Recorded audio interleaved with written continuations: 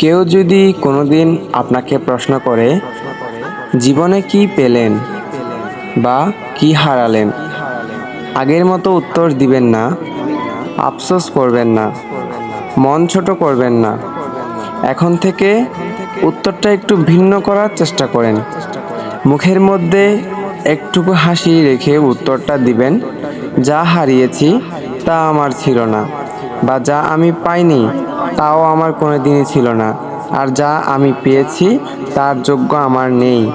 আমার আল্লাহ দয়া করে আমার মতো অযোগ্যকে দান করেছেন।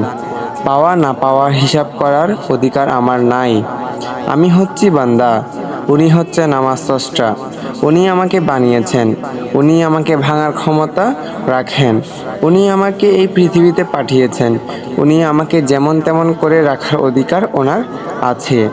আফসোস আপত্তি করার অধিকার আমার নেই। বান্দার শুধু একটাই কাজ, যে কোনো পরিস্থিতিতে খুশি মনে আলহামদুলিল্লাহ বলে আল্লাহর দরবারে শুকরিয়া আদায় করা। বিশ্বাস করুন, আপনি পরিস্থিতির মধ্যে শুধু একটা কাজ করার চেষ্টা করবেন।